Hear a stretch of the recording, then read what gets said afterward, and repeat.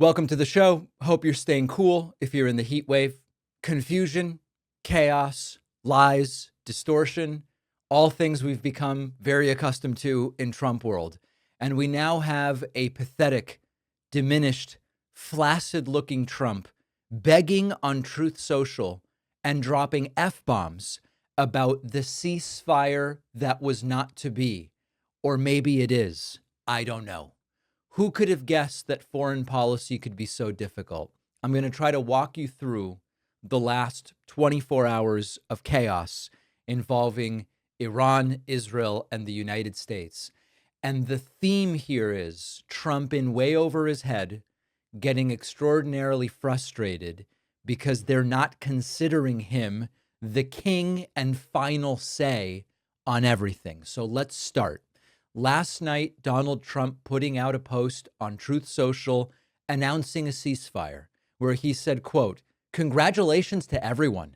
It has been fully agreed by and between Israel and Iran that there will be a complete and total ceasefire in approximately 6 hours from now when Israel and Iran have wound down and completed their in-progress final missions for 12 hours, at which point the war will be considered ended. Officially, Iran will start the ceasefire, and upon the 12th hour, Israel will start the ceasefire, and upon the 24th hour, an official end to the 12-day war will be saluted by the world. During each ceasefire, the other side will remain peaceful and respectful on the assumption that everything works as it should, which it will. I would like to congratulate both countries, Israel and Iran, on having the stamina, courage, and intelligence to end what should be called the 12-day war. This is a war that could have gone on for years and destroyed the entire Middle East, but it didn't and never will. God bless Israel. God bless Iran. God bless the Middle East. God bless the United States of America.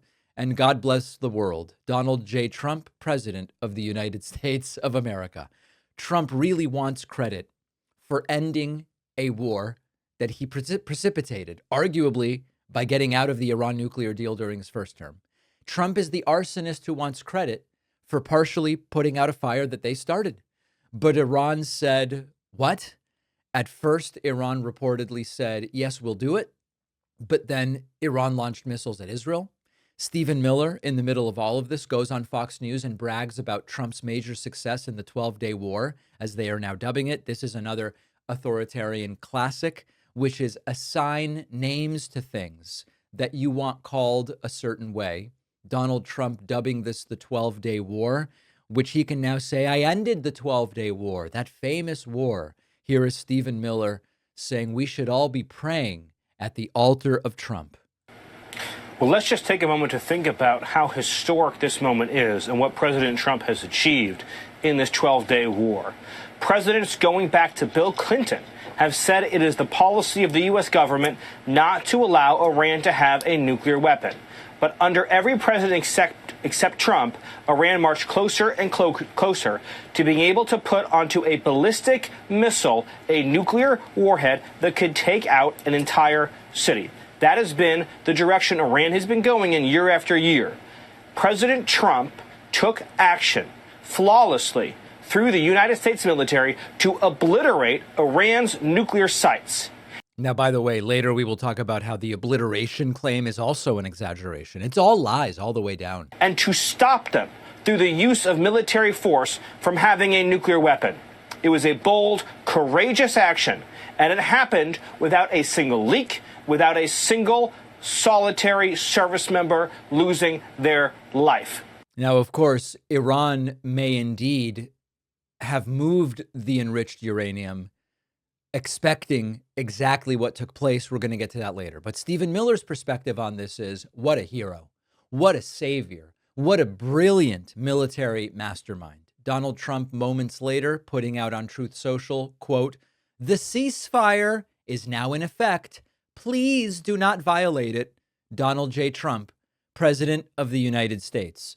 And then reportedly minutes later, now after the ceasefire, Iran launching another missile barrage at Israel. Is the ceasefire in effect right now? I don't know. I guess yes, maybe, sort of. There might be a ceasefire. It's possible. Except further reports this morning of Israel and Iran trading attacks, and it sent Trump for an absolute loop. Let's talk about that next. You know, for weeks now, discussions have focused on Trump's big, beautiful bill and its potential Medicaid cuts. However, a far more dangerous, overlooked provision in the bill exists. At ground.news/Pacman, you'll discover what MAGA lawmakers quietly included, a provision that could block federal judges from enforcing court orders unless a bond is posted.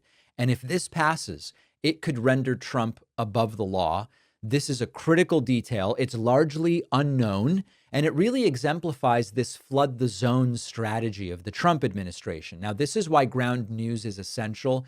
It really is the best way to uncover buried information by showing you not just the story, but its origins across the political spectrum. You can see bias ratings, credibility scores, coverage timelines, and their browser extension also will flag potential bias when you're on a news site, sort of guiding you to more reliable sources for fact checking. Ground News gives you a smarter and more reliable way to stay informed. I'm partnering with them to give you 40% off their unlimited Vantage plan, which makes it just $5 a month. Visit ground.news/Pacman, scan the QR code, or use the code Pacman in the app to start. The link is in the description.